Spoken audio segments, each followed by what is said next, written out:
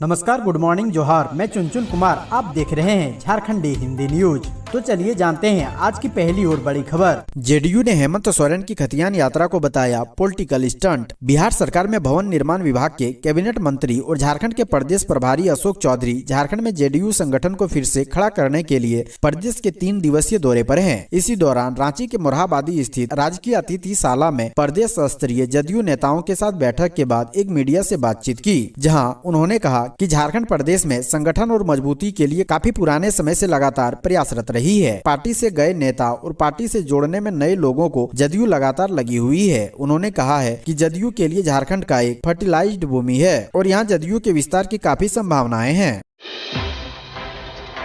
Deoghar AIIMS में अब cancer व हृदय रोग की दवाइयां भी होगी उपलब्ध। अमृत फार्मेसी में मंगवाई गई पहली खेप। एम्स के अमृत फार्मेसी में अब कई जीवन रक्षक के साथ साथ कई गंभीर रोगों की दवाइयां उपलब्ध हो गई है। अमृत फार्मेसी में कैंसर व हृदय रोग की दवाइयां आ गई है। एम्स में एक कैंसर व एक हृदय रोग विशेषज्ञ डॉक्टर की नियुक्ति के बाद इन दोनों बीमारियों की रोगियों की संख्या बढ़ गई है। एम्स प्रबंधन की अनुशंसा के बाद कैंसर व हृदय रोग से जुड़ी दवाइयों की बड़ी खेप अमृत फार्मेसी में मंगवाई गई है। इसके साथ ही देवघर एम्स के अस्पताल में अलग अलग रोग के नियमित तौर पर मरीजों की भर्ती होने से भी दवाइयां व सर्जिकल आइटम की खपत बढ़ गई है। इसके लिए अमृत फार्मेसी में दवाइयों का स्टॉक बढ़ा दिया गया है।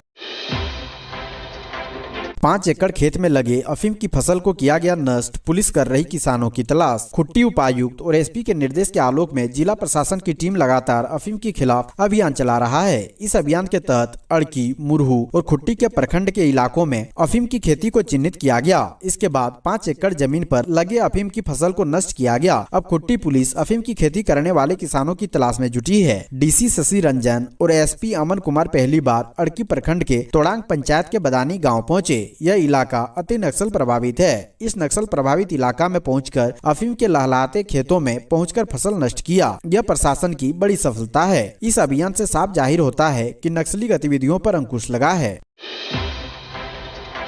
नक्सलियों और सीआरपीएफ के बीच मुठभेड़, दोनों तरफ से चली 150 राउंड गोलियां। नक्सल प्रभावित मनातू थाना क्षेत्र के मिटार पिकेट के नजदीक बिसराव जंगल में गुरुवार सुबह सीआरपीएफ और टीएसपीसी उग्रवादियों के बीच मुठभेड़ हो गई। दोनों ओर से 150 राउंड से ज्यादा गोली फायरिंग हुई। पुलिस की ताबड़तोड़ फायरिंग देखकर नक्सली मौके से भाग गए। पिटार पिकेट चतरा जिले के सीमा के नजदीक है। सीआरपीएफ को गुरुवार सुबह करीब 6 बजे टीएसपीसी के उग्रवादियों के मूवमेंट की जानकारी मिली, जिसके बाद सीआरपीएफ की 134वीं बटालियन ने पुलिस के साथ मिलकर सर्च अभियान शुरू किया। इस दौरान सीआरपीएफ और नक्सलियों में मुठभेड़ हो गई। दोनों ओर से जमकर फायरिंग हुई। बताया जा रहा है कि नक्सलियों ने 70 राउंड से ज्यादा गोली चलाई। जवाब में पुलिस ने भी 80 राउंड गोली झोंक दी। पुलिस को घटना स्थल से नक्सली सामग्री, एक गन और पिट्ठू हाथ लगे हैं। बीजेपी के राष्ट्रीय अध्यक्ष के कार्यकाल बढ़ाने पर जेएमएम और कांग्रेस नेता ने कसा तंज। भाजपा ने विपक्ष को दिखाया झंडा। भाजपा ने विपक्ष को दिखाया आईना। भारतीय जनता पार्टी के राष्ट्रीय अध्यक्ष जेपी नड्डा का कार्यकाल बढ़ा दिया गया है। इससे झारखंड की राजनीति गर्मा गई है। झारखंड कांग्रेस और झारखंड मुक्ति मोर्चा ने तंज कसा है और कहा है कि जो नेता अपने गृह प्रदेश हिमाचल प्रदेश और गृह जिले में भाजपा को जीत नहीं दिला सकता, उस नेता को 1 साल के लिए राष्ट्रीय अध्यक्ष का कार्यकाल बढ़ा दिया जाता है, क्योंकि वह पीएम नरेंद्र मोदी और गृह मंत्री अमित शाह का कृपा पात्र है। झारखंड मुक्ति मोर्चा के केंद्रीय महासचिव विनोद पांडे ने कहा है कि प्रधानमंत्री और गृह मंत्री के कृपा पात्र हैं, इसलिए उन्हें अध्यक्ष के रूप में कार्यकाल बढ़ाया गया है। वहीं झारखंड कांग्रेस के प्रदेश अध्यक्ष राजेश ठाकुर ने कहा है कि अगर भारतीय जनता पार्टी उनके नेतृत्व में देश का चुनाव हारना चाहती है तो हम क्या कर सकते हैं। भारतीय जनता पार्टी के राष्ट्रीय अध्यक्ष जेपी नड्डा का कार्यकाल 1 वर्ष बढ़ाए जाने पर झारखंड मुक्ति मोर्चा और कांग्रेस के तंज पर पलटवार करते हुए झारखंड भाजपा के प्रदेश प्रवक्ता प्रदीप सिन्हा ने कहा है कि इन दलों को भारतीय जनता पार्टी की नीति, सिद्धांतों और निर्णयों पर बोलने का अधिकार नहीं है। बघमारा विधायक ढुल्लू मोतो की बड़ी मुश्किलें, रंगदारी से जुड़े मामले में रिमांड पर भेजे गए। सरकारी काम में बाधा पहुंचाने के मामले में जेल में बंद भाजपा विधायक ढुल्लू मोतो व्यवसायी को 10 लाख रुपए रंगदारी मांगने के मामले में गुरुवार को न्यायिक हिरासत में भेज दिया गया। 13 जनवरी को पुलिस ने विधायक की रिमांड के लिए आवेदन दिया था, जिस पर धनबाद एमपी एमएलए की विशेष अदालत ने प्रोडक्शन वारंट जारी कर विधायक ढुल्लू मोतो को कोर्ट के समक्ष पेश करने का आदेश दिया था। कोर्ट के आदेश पर गुरुवार को जेल प्रशासन ने ढुल्लू मोतो को कड़ी सुरक्षा के बीच कोर्ट में पेश किया। जानकारी के मुताबिक मोतो को वारंटी को पुलिस हिरासत से छुड़ा लिए जाने के मामले में निचली अदालत से 1.5 वर्ष की सजा हुई थी, जिसे विधायक ने झारखंड उच्च न्यायालय में रिवीजन याचिका दायर कर चुनौती दी थी।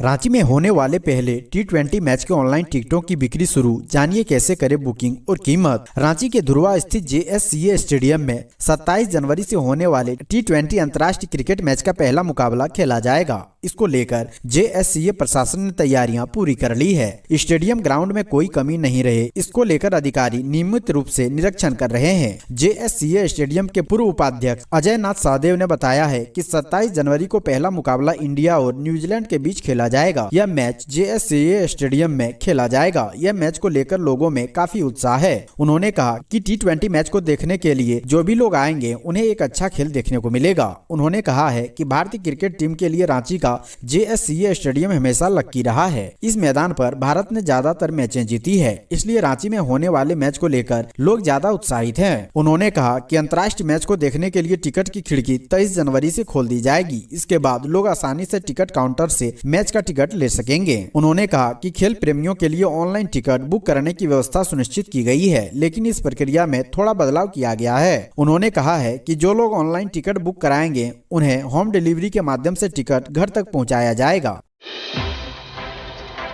सुखाड़ योजना का लाभ लेने वाले किसान अब पैक्स में नहीं बेच सकेंगे धान, जानिए क्या है मामला। मुख्यमंत्री सुखाड़ राहत योजना का लाभ उठाने वाले कृषक अगर पैक्स यानी धान अधिप्राप्ति केंद्रों पर धान बेचते हैं तो उन पर कार्रवाई होगी, साथ ही वे दोहरा लाभ नहीं उठा सकेंगे। इसके लिए कशमार CEO प्रदीप कुमार शुक्ला ने पैक्स संचालकों को दिशा निर्देश जारी कर दोहरा लाभ उठाने की कोशिश करने वाले कृषकों पर नजर रखने को कहा है। CEO ने कहा है कि खरीफ विपणन मौसम वर्ष 2022-23 में 15 दिसंबर 2021 से धान अधिप्राप्ति का कार्य चल रहा है। किसानों को धान बिक्री की राशि PMFS के माध्यम से उनके बैंक खाते में भेजी जा रही है। यह निर्देश दिया गया है कि पैक्स के माध्यम से धान बिक्री करने वाले किसानों को राशि भुगतान से पूर्व इस बात की निगरानी नितांत आवश्यक है कि संबंधित किसान कहीं सुखाड़ प्रभावित राशि का लाभ तो प्राप्त नहीं कर रहा है।